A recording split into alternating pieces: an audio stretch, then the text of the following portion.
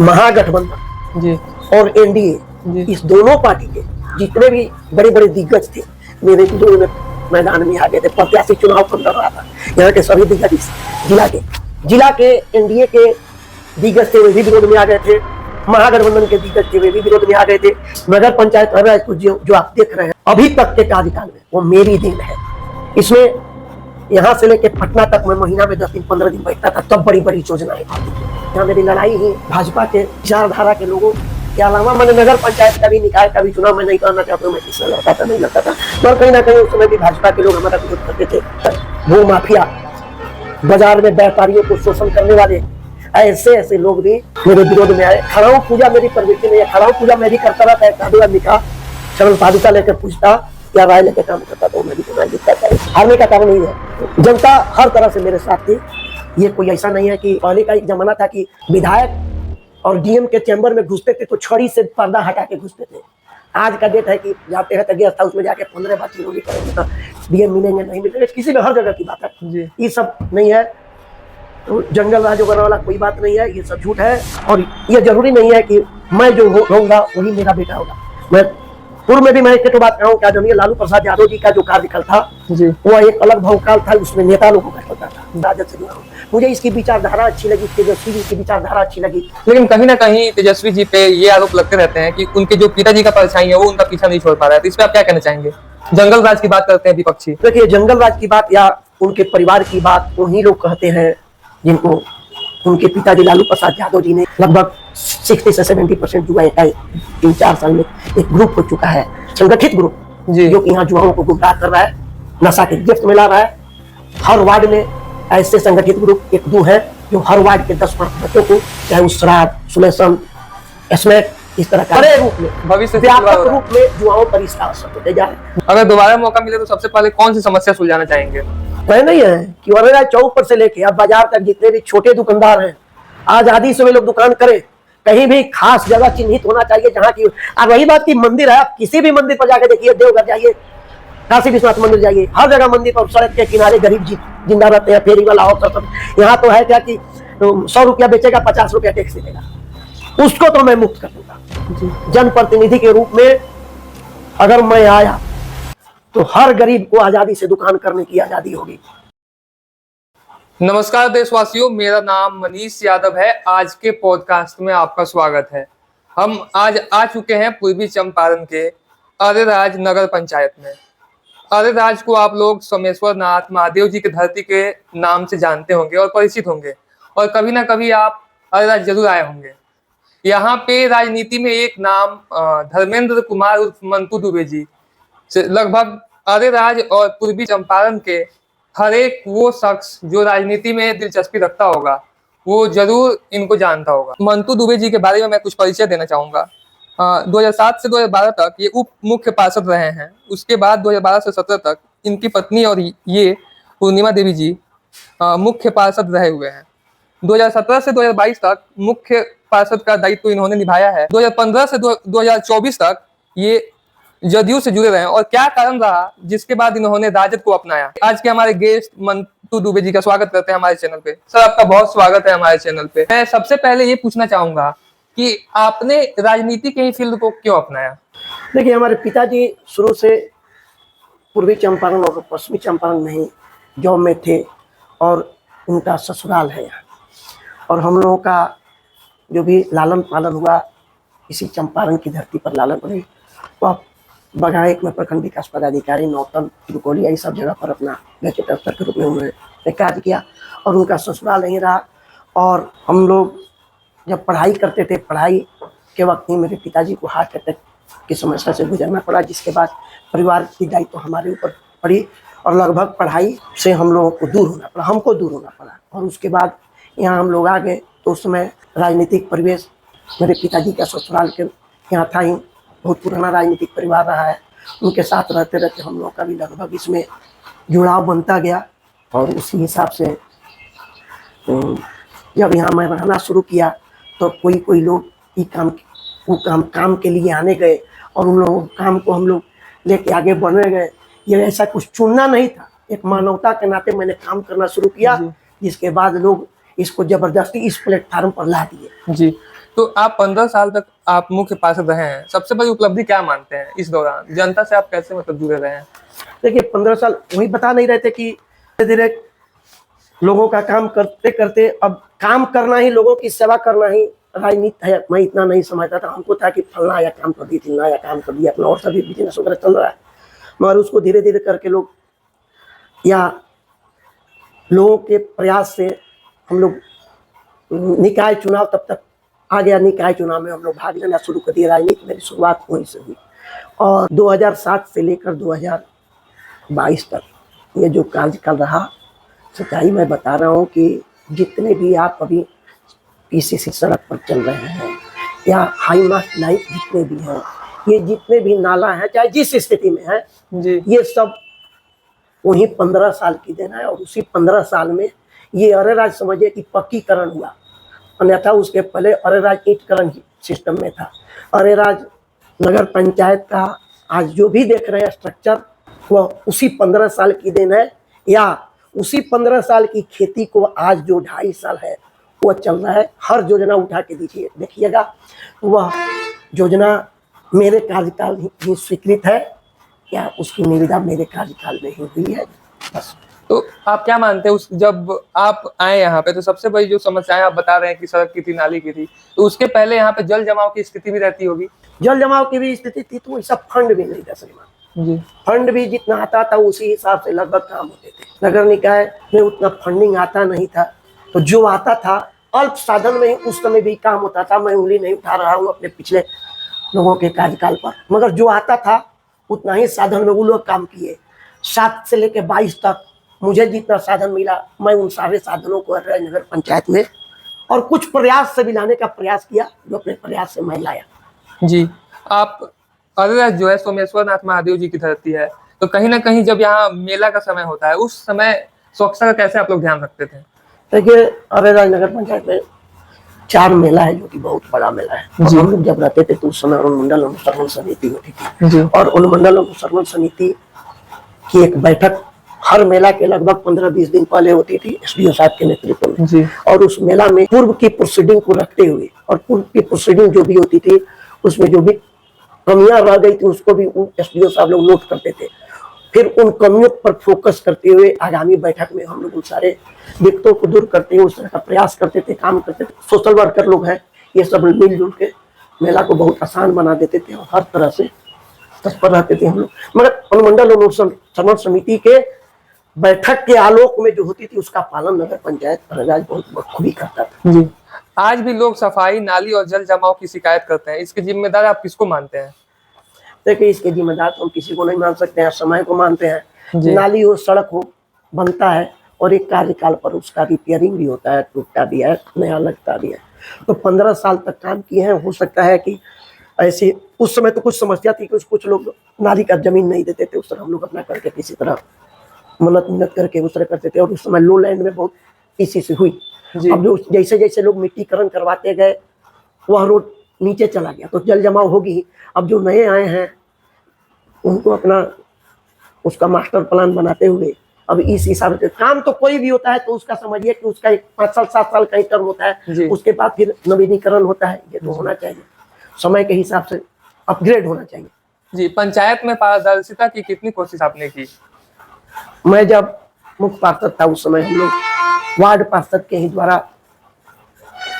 मनोनीत मुख्य पार्षद होते थे और उस समय हम लोग चुने जाते थे, उसमें भी कुछ विरोधी भी रहते थे, 2-3 विरोधी रहते थे। जी। मान्य जी के 14 में 10-11 हमको मिला, 3 तो मेरे विरोध में गया। फिर भी जब काम होती थी बोर्ड की बैठक फरमा होती थी और बोर्ड की बैठक में सभी काम में एक रूपता रहती थी, चाहे कोई भी हो। मान लीजिए कि मैं मुख्य पार्षद हूँ, मेरा कोई विरोधी है, जनता तो मेरी है, नगर पंचायत की जनता मेरी है, इसलिए हम लोग काम में अगर 2 करोड़ का काम हुआ 2 करोड़ में 14 भाग करके 14 वार्ड में हम लोग काम बांटते थे। कुछ ऐसे रह जाते थे जैसे कि शहरी क्षेत्र है या मेला है तो जो इतने दूर के वार्ड में जो पढ़ते हैं 3-4 वार्ड जो मेला में पढ़ते हैं उसमें हम लोग कुछ फंडिंग उसमें से कटौती करके 10-20 लाख एक्स्ट्रा रखते थे जो कि अदर काम में लगाते थे। 15 साल लगातार जीतने के पीछे क्या जनता का भरोसा था या राजनीतिक रणनीति थी? देखिए ये कोई राजनीतिक रणनीति नहीं थी। जब 2007 या 12 जहां भी हम देखते हैं कि नगर निकाय का चुनाव या प्रमुख का चुनाव हो, ये यहाँ के कुछ दिग्गज टाइप के जो नेता लोग होते हैं, उन लोग के द्वारा कठपुतली के रूप में जो प्रमुख बने या नगर निकाय के मुख्य पार्षद बने। जब मैं आया और जब मैं पार्षद के रूप में जीत के आया, तो पार्षदों को ये भरोसा हुआ कि नहीं, इस आदमी को मुझे मुख्य पार्षद बनाना चाहिए। तो ये खुद डिसीजन लेगा और डिसीजन में हम लोगों की राय चलेगी। कहीं भी नगर पंचायत का कंट्रोल किसी बाहरी हाथ में नहीं रहेगा। इसी के भरोसे लोग हमको मुख्य पार्षद के रूप में या उप मुख्य पार्षद के रूप में चुनाव किए। क्या आप मानते हैं कि कुछ ऐसे मौके थे जहां आप बेहतर काम कर सकते थे लेकिन नहीं कर पाए? बात तो वही है कि कुछ जगह तो बहुत बेहतर कर सकते थे, मगर यहाँ के दिग्गज लोगों का हर्डल बनना, विधानसभा स्तर से लेकर जिला स्तर तक अपनी अपनी राजनीतिक जिसकी भी महत्वाकांक्षा थी, उन लोगों का था कि इस गाड़ी को थोड़ा धीमे करो, काम में ब्रेक करो। नगर निकाय में जब मैं था तो यहाँ जब भी विधायक रहे, उनसे सही तालमेल इस नगर निकाय के मुख्य पार्षद के रूप में मुझे नहीं बैठ पाया। क्या जाने उन लोगों को क्या दिक्कत थी। शायद उन लोगों के द्वारा मैं मनोनीत मुख्य पार्षद नहीं था, मैं पार्षद लोगों के द्वारा चुनाव हुआ ये मुख्य पार्षद था। तो ये उन लोगों के दिमाग में बराबर खटकती रहती थी, जिसका खामियाजा मुझे भी भोगना पड़ा। साथ साथ अरेराज की कुछ विकास में भी बाधाएं उससे पड़ी।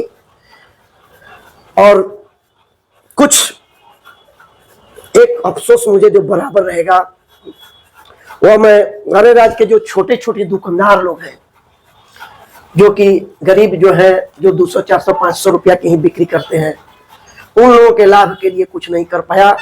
यहाँ के जो शोषक हैं, तथाकथित शोषक, मैं नाम नहीं रखूंगा, यहाँ बहुत लोग आदरणीय है, पूजनीय है, उन लोगों के द्वारा ये छोटे छोटे जो भी दुकानदार लोग हैं या व्यापारी जो कि सरकारी जमीन पर या मठ मंदिर के जमीन पर बैठे हुए हैं, उन लोगों को जो शोषण होती है, उन लोगों को, ऐसे लोगों से मैं मुक्त नहीं कर पाया। लोगों की आशा थी कि ये हो पाएगा। तो उस समय पार्षद लोगों के द्वारा ही जैसा कहा जाता था, हम लोग कहते थे इतनी स्वतंत्रता नहीं थी। मगर मैं इस बार जीतता तो ये तय था कि मैं बाजार के सभी दुकानदार लोगों को एक निश्चिंत और स्वतंत्र रूप से दुकान करने के लिए इतना व्यवस्था कर देता।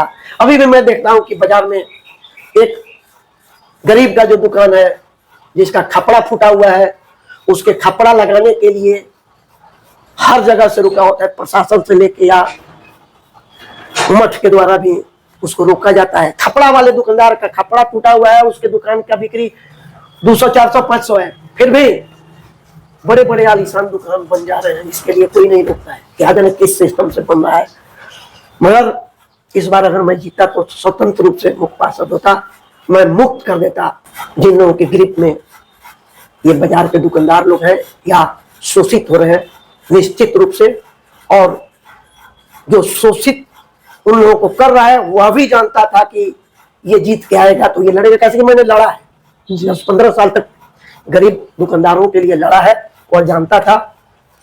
इसलिए होता है, ये एक अफसोस मुझे रहा और रहेगा कि मैं मुक्त नहीं किया उन लोगों को, उस गरीब को। आज भी ऐसे बहुत से गरीब हैं जो कि बिजनेस करते थे, हटा दिए गए हैं रोड पर से जी। अभी हाल में एक औरत आई थी 3 दिन पहले, उसको हटा दिया गया, उसका हाथ टूटा हुआ है, कोई नहीं था, तो मैं उसको दवा दारू के लिए पैसा देके भेजा 4 दिन पहले। तो ये चल रहा है, चलेगा। तो आप क्या मानते हैं इस बार क्या कमी रह गई जिसकी वजह से आपको अपने जो आपने सत्ता बनाया हुआ था उससे हाथ धोना पड़ा? देखिए, जनता तो मेरे साथ उस समय भी थी, जनता आज भी है जी। रही बात की, जब मैं चुनाव मैदान में आया तो मेरे साथ महागठबंधन जी और एनडीए जी, इस दोनों पार्टी के जितने भी बड़े बड़े दिग्गज थे मेरे विरोध में मैदान में आ गए थे। प्रत्याशी चुनाव कम लड़ रहा था। यहाँ के सभी दिग्गज इस जिला के एनडीए के दिग्गज थे वे भी विरोध में आ गए थे, महागठबंधन के दिग्गज थे वे भी विरोध में आ गए थे। इसलिए कि पूर्व में भी मैं विशेष करके एनडीए का विरोध में ही रहा हूँ। यहाँ मेरी लड़ाई ही भाजपा के विचारधारा के लोगों के अलावा, मैंने नगर पंचायत का भी, निकाय का भी चुनाव मैं नहीं करना चाहता हूँ, मैं किससे लड़ता था नहीं लड़ता था, पर कहीं ना कहीं उस समय भी भाजपा के लोग हमारा विरोध करते थे। और इस बार का जो चुनाव हुआ उसमें महागठबंधन के भी लोग उतर गए। साथ साथ ऐसे तथा कथित दिग्गज, भू माफिया, बाजार में व्यापारियों को शोषण करने वाले ऐसे ऐसे लोग भी मेरे विरोध में आए। खड़ाऊ पूजा मेरी प्रवृत्ति नहीं है, खड़ाऊ पूजा मैं भी करता रहता है, कादू आदमी का चरण पादुका लेकर पूजता या राय लेकर काम करता, तो मैं भी चुनाव जीतता था। इसलिए कोई ऐसा चीज नहीं है, हारने का कारण नहीं है। जनता हर तरह से मेरे साथ थी। साथ साथ लक्ष्मी विमोचन भी हुआ, मैं कमाया नहीं था, मैं खर्च नहीं किया। जी, आप भाजपा के मतलब कौन से ऐसे विचारधारा है जिससे आप बिल्कुल उलट आप विचारधारा पे चलते हैं कि आपको पसंद नहीं है? देखिए, भाजपा की विचारधारा मुझे पसंद नहीं है ऐसी बात नहीं है जी। मेरी विचारधारा जो है जी, मैं मानता हूं कि धर्म जो है, जी, मुझे अपने धर्म में आस्था है, आपको अपने धर्म में आस्था है, ये तो धर्म की बात हो गई। जी, और जाति की जहां तक बात आती है तो मैं मानता हूं कि जाति जो है, मैं ब्राह्मण जाति से हूं, मेरी जाति ब्राह्मण है। ब्राह्मण शादी विवाह के लिए ही मैं ब्राह्मणवाद करता हूं। जी, बाकी अगर पहले भी लोग पूजे जाते थे जो ब्राह्मण नहीं थे, जिनको जानकारी थी, उससे संस्कार होता था, इससे लोगों को पूजा जाता था। ब्राह्मण होना ही पूजनीय नहीं है। जी, ब्राह्मण का कृत रखना, उस तरह का संस्कार रखना, उस तरह का विचार रखना, मानवता से प्रेम करना, ब्राह्मण का सबसे बड़ा चीज है कि मानवता से प्रेम कीजिए। जी, तो हमको लगा कि हम लोग बचपन से ही, हमारे पिताजी ही उस तरह का थे। जी, हम लोग थोड़ा हर वर्ग के लोगों को पसंद करते थे, हर वर्ग को लोगों के साथ बराबर उठना बैठना हम लोगों का रहा है। थोड़ा रामलीला मंडली वाला काम से थोड़ा हम लोग दूर रहे हैं। इसलिए मानवता के नाते मैं मनुष्य जाति के साथ प्रेम करता हूं। और ये मुझे लगा कि महागठबंधन एक ऐसी पार्टी है जो कि इसमें है, इसमें भी हम नहीं कर रहे, इसमें भी ऐसी कुछ खामियां हैं, मगर फिर भी मुझे भाजपा से अच्छा ये लगा कि चलो भाई, कम से कम ये मानवता की तो बात करता है। हो सकता है कि जिस दिन भाजपा भी मानवता की बात करने लगे, धर्म से हट के कुछ बात करने लगे, धर्म को राजनीति का विषय नहीं बनाना चाहिए, मेरा ये चीज है। थोड़ा उसमें मुझे नाराजगी यही है कि आपका धर्म केवल वोट के लिए उपजता है। जी, लेकिन कहीं ना कहीं भाजपा ये भी तो कहती है सबका साथ सबका विकास को। आप कहा, देखिए, सबका साथ सबका विकास ऐसा मत कहिए। मैं पूछ रहा हूँ कि आज 85 करोड़ लोग मुफ्त में अनाज खा रहे हैं। अब सेना में बहाली आप कर रहे हैं,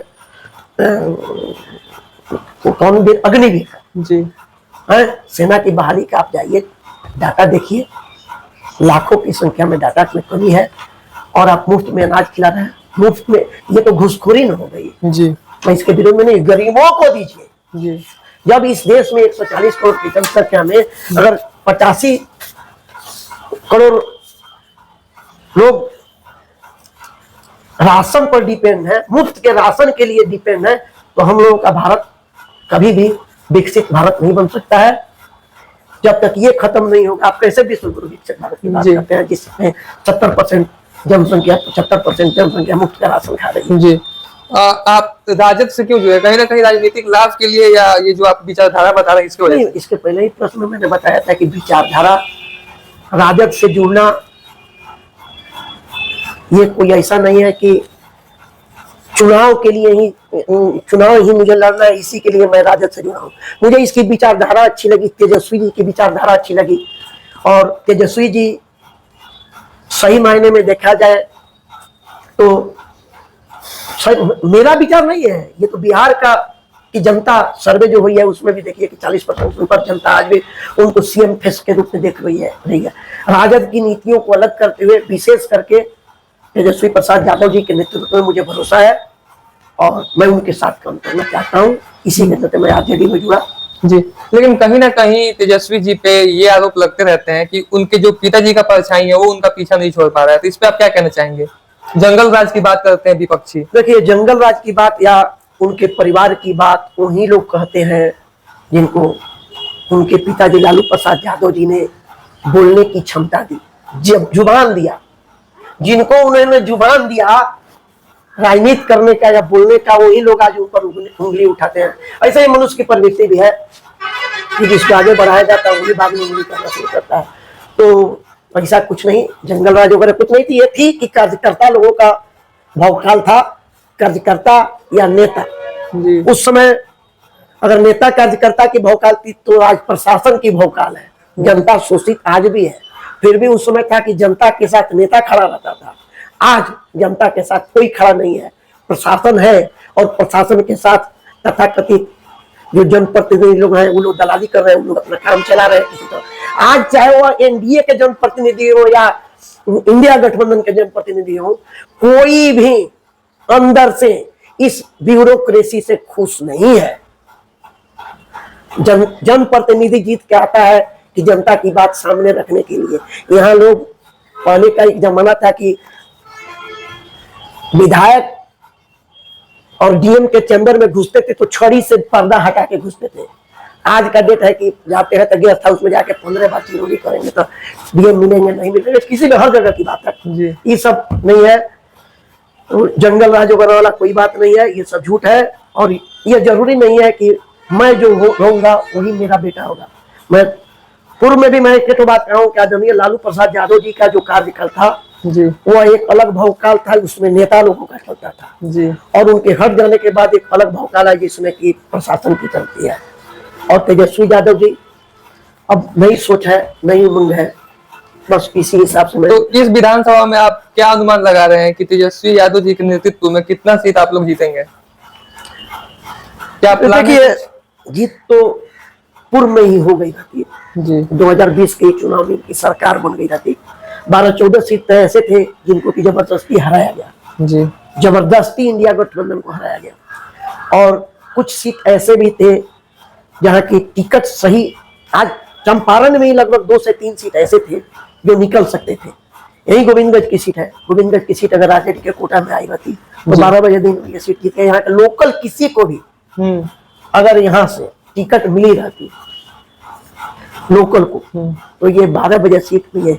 विगत 3 टर्म से ये महागठबंधन के हारने का कारण है यहाँ कि हवाई जहाज से पैराशूट से लैंड करते हैं प्रत्याशी, और पैराशूट से जब आते हैं तो यहाँ इस गठबंधन के टोटल लोग जो भी शीर्ष नेतृत्व जो कि पटना से लेकर दिल्ली तक टिकट के लिए 6 महीना दौड़ी रहती थी, यहाँ आते आते सब लोग अपना पैकेट गर्म कर लेते हैं विरोधी प्रत्याशी से, अब पैकेट गर्म करके घूमने लगते हैं इनके विरोध में। हारने का कारण यही है। जी, राजद पिछड़ों और गरीबों की बात करता है, लेकिन क्या इस पर अमल दिखता है? देखिए, ये तो आप अभी पूछ रहे हैं, ये तो जनता से पूछिए, पिछड़ों, दलितों, गरीबों। सच्चाई जानिए कि ये आवाज उठाने वाले आदरणीय लालू प्रसाद जी थे और उस परिपाटी परंपरा को आगे बढ़ाते हुए आज उसी पर राजनीति हो रही है। आज राजनीति चाहे कोई करे उसी पर हो रही है। और वह एकमात्र आवाज उठाने वाले उस समय गरीबों का, ये सब करने का उस समय बीपी सिंह जी वगैरह थे, प्रकाश नारायण जी थे। मगर सही मायने में देशव्यापी अगर इसका आंदोलन गरीबों के लिए हुआ तो यहाँ से बिहार से जो आवाज उठ के गई, लालू प्रसाद जी उस समय भी थे, 77 में भी थे, बाद में जब बीपी सिंह वगैरह जी की।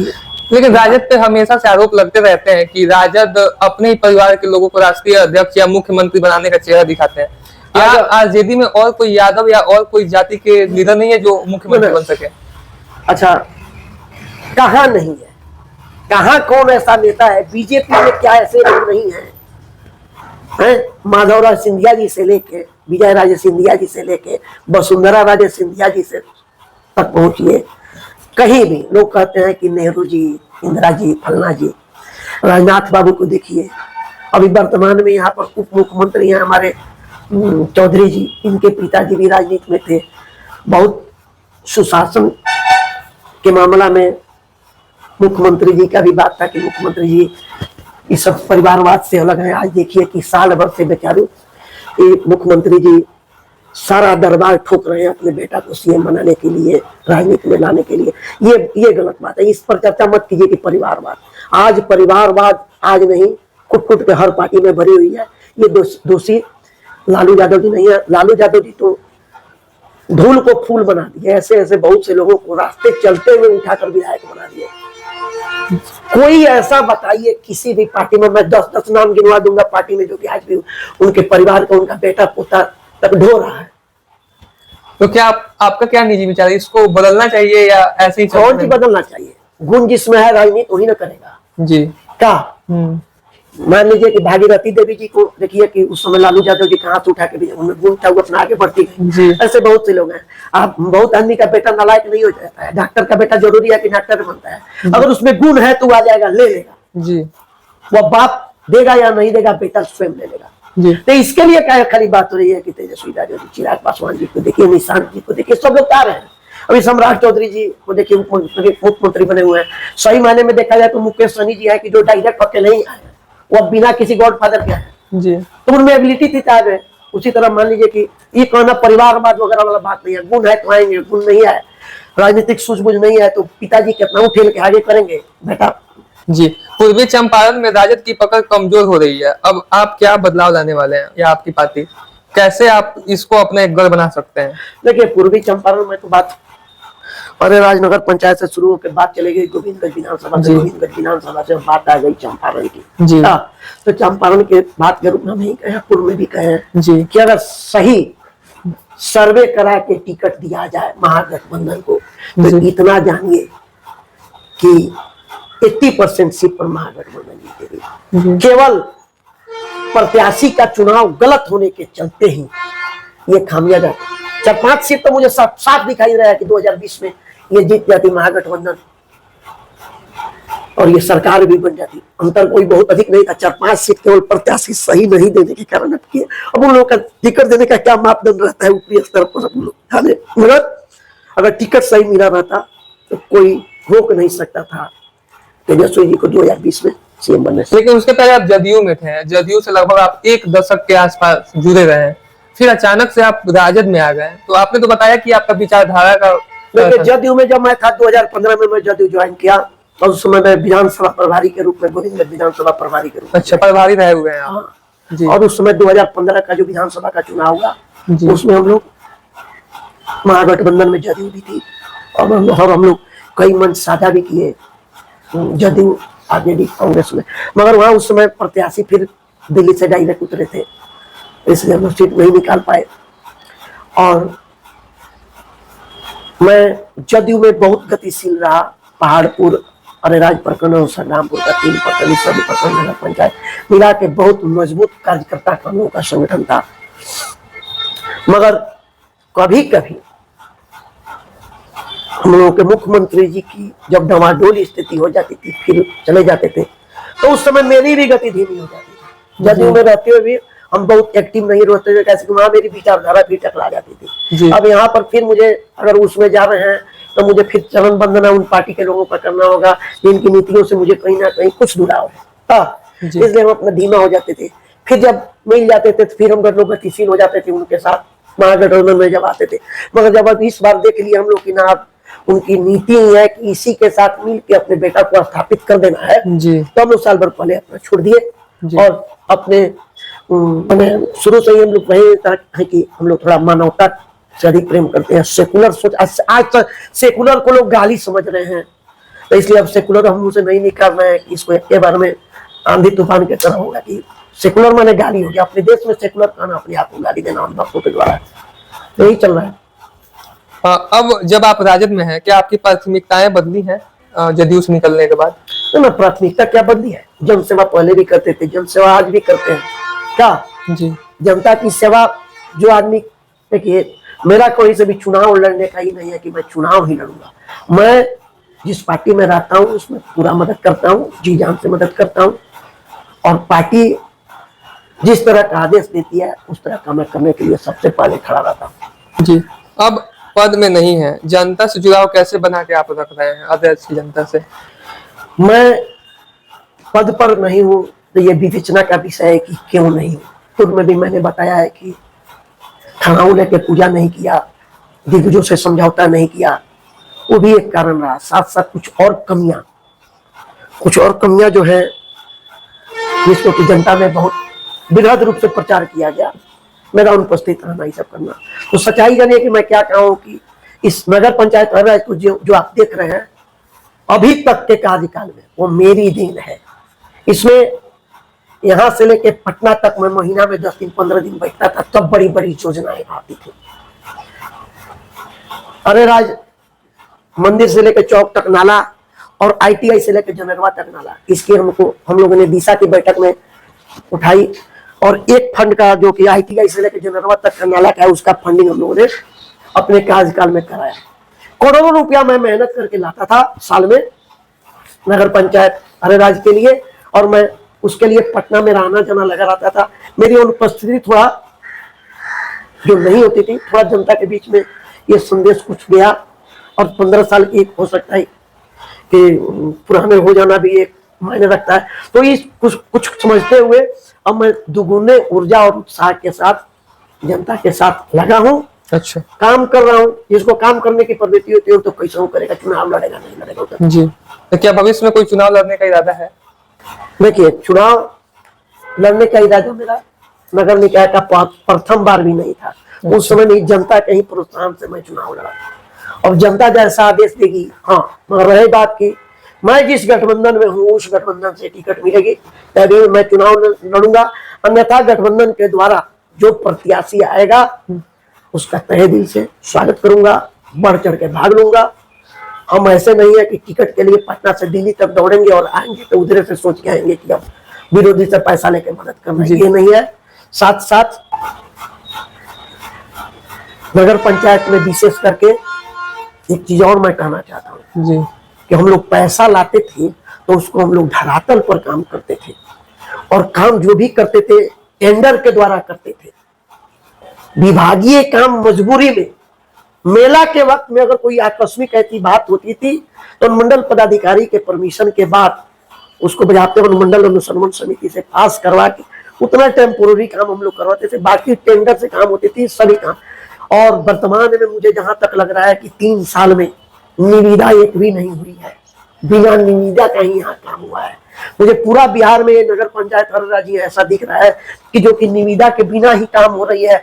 इसके लिए कहाँ है विधायक लोग, कहाँ है, लोगों को तो समझ में नहीं आ रहा है कि भाई और राज्य में अगर कोई काम हो रही है तो कैसे हो रहा है, कैसे विभागीय हो रहा है। तो विभागीय होने का प्रावधान क्या है? विभागीय के लिए एक है कि विशेष परिस्थिति में जो जरूरी काम है वो ही होना चाहिए। आज करोड़ों का काम यहाँ विभागीय स्तर पर हुई है, जबकि हम लोगों को लग रहा है कि 15 साल में हम लोग 5 करोड़ का काम भी विभागीय नहीं किए होंगे। 2 साल में 15 करोड़ का काम हो गया है।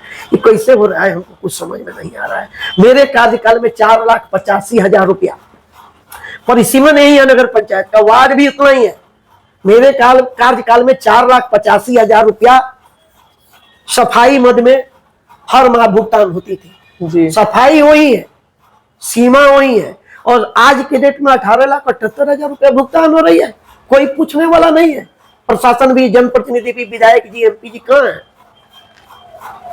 तो खिस्सा नहीं है कि बस आंख बंद है जो बुझाए सो करे, यही चल रहा है। हम लोग 10 साल 15 साल जो रहे, सच्चाई जानिए कि लड़ते रह गए, दिग्गजों को चरण पादुका नहीं ढोए, लड़ते रह गए। थोड़ा रुकावट आई, विकास हुआ नहीं हुआ, हर तरह से लड़ाई करके जदयू में था इसलिए काम भी लाता था। यही सब लड़ाई चलती रही, अगर चरण वंदना नहीं किए इसके। हाँ, साथ साथ कुछ कि 2022 में हारने का कारण हो गया कि मैंने जो भी फंड लाया था, लगभग 10-11 करोड़ का मैं फंड लाया था जो कि जनता के बीच में जाता काम होता। कोरोना काल में वो डिस्टर्ब हुआ। 20 और 21 का जो कोरोना काल हुआ, वह मैंने जो भी फंड लाया था वह धरातल पर योजना पहुंची नहीं। विकास में कुछ बाधा कोरोना काल भी पहुंचाया है। इन सब के चलते भी जी, अगर दोबारा मौका मिले तो सबसे पहले कौन सी समस्या सुलझाना चाहेंगे? तय नहीं है कि वरेरा चौक पर से लेके अब बाजार तक जितने भी छोटे दुकानदार हैं, आजादी से वे लोग दुकान करें। कहीं भी खास जगह चिन्हित होना चाहिए जहां की। और वही बात की मंदिर है, आप किसी भी मंदिर पर जाके देखिए, देवघर जाइए, काशी विश्वनाथ मंदिर जाइए, हर जगह मंदिर पर सड़क के किनारे गरीब जिंदा रहते हैं, फेरी वाला और सब। यहाँ तो है क्या कि 100 रुपया बेचेगा, 50 रुपया टैक्स दे देगा। उसको तो मैं मुक्त कर दूंगा। जनप्रतिनिधि के रूप में अगर मैं आया तो हर गरीब को आजादी से दुकान करने की आजादी होगी। छोटे छोटे दुकानदार लोग बगैर कोई टैक्स दिए हुए बिजनेस करेंगे। आप जो आज की युवा हैं उनको राजनीति में आने के लिए कैसे प्रोत्साहित करेंगे? मैं कहा नहीं हूं राजनीति में आना नहीं है। पहले तो मैं युवाओं से कहूंगा कि अपना अच्छा से पढ़े लिखे, और पढ़ लिख के जब आएंगे तब हो सकता है कि इसमें उतरेंगे तो और उनकी सूझबूझ कुछ अलग होगी, उनका माइंडसेट कुछ अलग होगा। तो उसके बाद राजनीति में आए कि अगर शिक्षा नहीं है तो सच्चाई जानिए कि राजनीति करने का मजा भी नहीं। मैं भी उतना शिक्षित नहीं हूं, इसलिए हम भी मानते हैं कि नहीं, हम लोगों को भी उतना होना चाहिए। कम से कम हर चुनाव के लिए क्राइटेरिया फिक्स होना चाहिए कि इतना शिक्षित आदमी इस चुनाव को लड़ेगा। पहले युवा शिक्षित हो, शिक्षित होने के बाद जिस चीज में एबिलिटी हो आगे बढ़े। और अगर निस्वार्थ ढंग से सेवा करनी है, जब आप सेवा करने लगिएगा तो राजनीति में आप खुद आने लगिएगा। जी, तो जो आप ये बोल रहे हैं कि कहीं ना कहीं शिक्षा का एक पैमाना होना चाहिए, तो इसमें कहीं ना कहीं तेजस्वी जी तो पिछड़ जाएंगे ना? तब पिछड़ने की बात नहीं है। अब मैं क्या करूं अब से? अच्छा, अभी तक तो जब नहीं हुई तो आज बहुत आगे है। आज उसी को जो आज लोग कह रहे हैं कि 9वीं फेल पास 9वां पास, सर्वेक्षण में तो वही है सीएम के रूप में। हो सकता है कि वही कहीं आ जाए तो शिक्षा को प्राथमिकता बना दे। युवा हैं वो भी देख रहे हैं कि अगर उनके शिक्षा पर अगर ये प्रश्न चिन्ह आ रहा है तो हो सकता है कि वही कुछ ऐसा कर दे, बैठक में कैबिनेट में पास कर दे कि हाँ त्रिस्तरीय चुनाव के लिए शिक्षा व्यवस्था इतनी होनी चाहिए, विधानसभा के लिए इतनी होनी चाहिए। जिसका सर्टिफिकेट ही नहीं है, जो आज से 30 साल पहले का कंप्यूटराइज सर्टिफिकेट दिखा रहा है, उस पर तो आप लोग नहीं बोल रहे हैं क्या? 30 साल पहले कंप्यूटराइज सर्टिफिकेट था। आज तक सुने हैं किसी के मुंह से कि हाँ उनके फलना के उसी से हैं, फलना यूनिवर्सिटी में उनके विद्यार्थी क्लास साथी हैं। ये प्रश्न आप लोग नहीं पूछिएगा, पूछिएगा वहीं। तो आज के इस मंच से आज की जनता को क्या संदेश देना चाहिए? मैं अरे राज ही नहीं, मैं गोभी मुगज ही नहीं, मैं सब लोगों के साथ ये संदेश देना चाहता हूँ कि भैया आप लोग पढ़िए, समाज के प्रति जागरूक रहिए, और अगर जनप्रतिनिधि करने का चुनाव आए तो आप उसी जनप्रतिनिधि को चुनिए जिससे आप सामने डट कर बात कर सकिए। और जनप्रतिनिधि स्वयं, अगर वो विधायक है तो स्वयं खुद चलाता हो, अध्यक्ष है तो खुद चलाता हो, मुखिया है तो खुद चलाता हो, उसका 5 गो भाई नहीं चलाए, उसका बाप नहीं चलाए। अब एक काम हो जो हमारे पास डायरेक्ट, हमारे कार्यकाल में ऐसा होता था कि हमारे बड़े भैया भी हैं, किसी चीज में लोग जानते भी नहीं, बहुत अभी पार्षद लोग बहुत लोग उनको नहीं चिंते होंगे, जनता तो यहाँ की 80% उनको पहचानती ही नहीं है। ऐसे कि जो भी है अच्छा या बुरा मैं ही करता था। अभी के डेट में यहाँ एक जो चला आ रहा है परंपरा, वो हर चीज में कि जनप्रतिनिधि बनेंगे हम, चलाएंगे हमारे घर के 5 गो भाई परिवार जो है वो बात चलाएंगे।